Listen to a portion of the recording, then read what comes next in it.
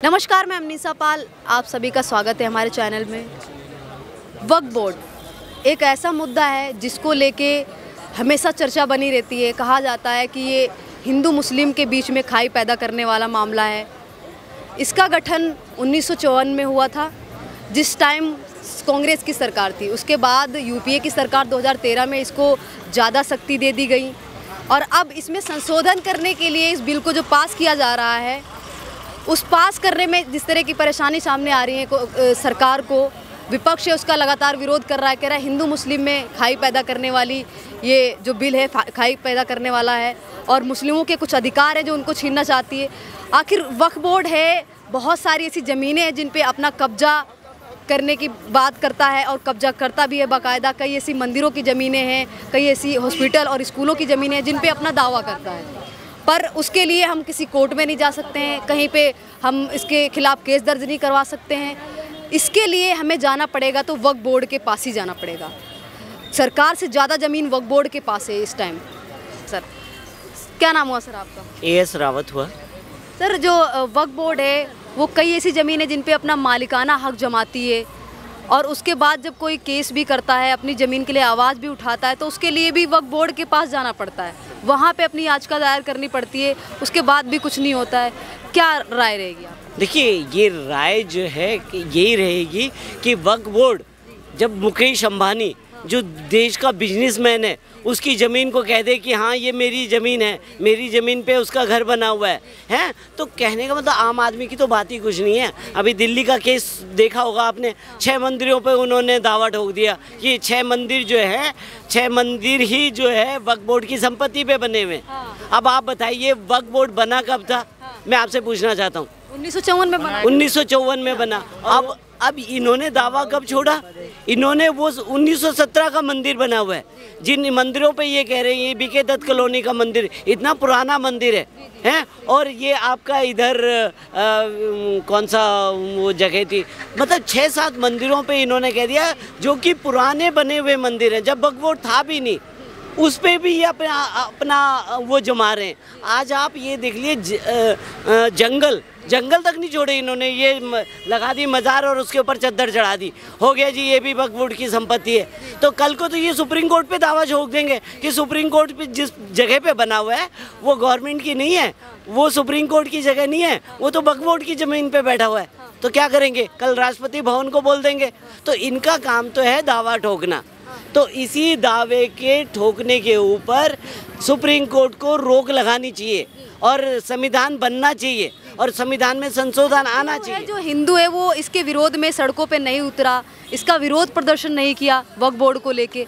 क्या हिंदू इसका समर्थन करता है इसलिए नहीं उतरा? देखिए, समर्थन कुछ नहीं करता।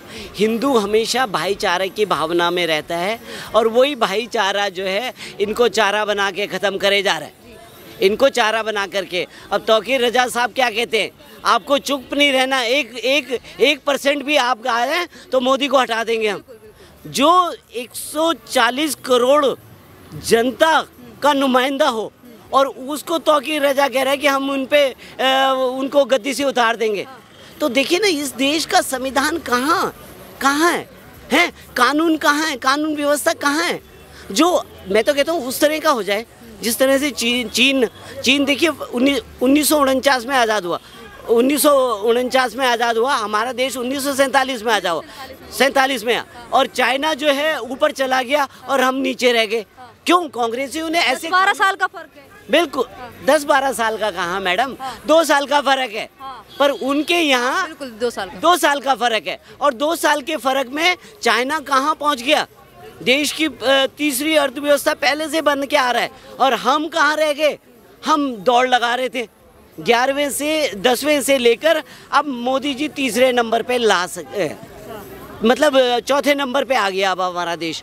ठीक है, अब तीसरे नंबर पे आएगा तो चौथे नंबर तक का हमने जापान को पीछे छोड़ दिया है, हम तीसरे नंबर पे आ गए। तो इसी तरह से क्या है कि अगर ये भी काम करते, इस देश के आगे बढ़ाने की सोच रखते, तो हमारा देश पता नहीं कहाँ होता। आज हमें स्थायी सदस्यता के लिए हम भटक रहे हैं। स्थायी सदस्यता हमें कब मिल गई होती? तो कुल मिलाकर के कांग्रेस ने ऐसे ऐसे कानून बनाए जो देश को डुबोने वाले कानून है। अल्पसंख्यक आयोग बना दिया, वक्फ बोर्ड बना दिया, वक्फ बोर्ड को इतनी संपत्तियां दे दी, इनके हाथ पैर इतने हाथ खोल दिए। बनाने वाले भी कांग्रेस थी और उसको शक्तियां देने वाले भी कांग्रेस से हैं। हाँ। देखिए जाते जाते 2013 में भी ये इसको इतनी शक्तिशाली बना गए कि आप इसके उस पर उंगलियां ना उठा सको। आज आपकी हर जगह को ये कह दें कि ये हमारी है, तो आप इनके कोर्ट में ही जाना पड़ेगा आपको, सुप्रीम कोर्ट और हाई कोर्ट और निचली अदालत में ही जाना पड़ता है। हाँ, वक्फ बोर्ड के ट्रिब्यूनल में ही जाना पड़ेगा। अब जब आप उसके ट्रिब्यूनल में जाएंगे तो वहाँ पे सब नुमाइंदे उन्हीं के होंगे, वो क्या फैसला देंगे? अपने खिलाफ तो फैसला नहीं देंगे। तो मैं ये कहना चाहता हूँ इनकी तो ऊपर लगना चाहिए, बहुत तगड़ी पाबंदी लगनी चाहिए। देश के साथ नहीं है, देश के विरोधी दल है ये। अभी जिस तरह की स्थिति सामने आ रखी है वक्फ बोर्ड को लेकर, जिस तरह से बिल पास किया जाता है तो हंगामा खड़ा हो जाता है। असुद्दीन ओवैसी समेत जो कई ऐसे मौलाना है जो इसका विरोध कर रहे हैं, कह रहे हैं कि मुसलमानों का हक छीना जा रहा है। आपने ऐसे व्यक्ति का नाम लिया जिसका भाई कहता था कुछ घंटे के लिए पुलिस को छोड़ दो, हम देख लेंगे। तो मेरा कहने का मतलब है, ये आप खुद ही जोड़ के देखिए ना, ये कौन से उसके हैं ये लोग, ये कट्टरवादी लोग हैं। और मैं एक चीज़ बताऊँ, जो NDI बनी हुई है तो सारे लोग भ्रष्टाचार और भ्रष्टाचार जमीन माफिया हैं और माफियों का साथ देते थे। देखिए भारत के हिंदू ना अपने लिए वो भाईचारा पे ज़्यादा विश्वास करते हैं। वो ये नहीं कहते कि हिंदू चीनी बाई बाई या हिंदू इस्लाम बाई बाई, वो ये नहीं कहते। वो लोग भारत के साथ, जो भारत के जो हमारे लोग हैं, संत हैं, नागरिक हैं, जितने भी हमारे हुए हैं लोग हैं, जितने भी, वो एक प्यार की भावना कहते हैं ना, जो से जो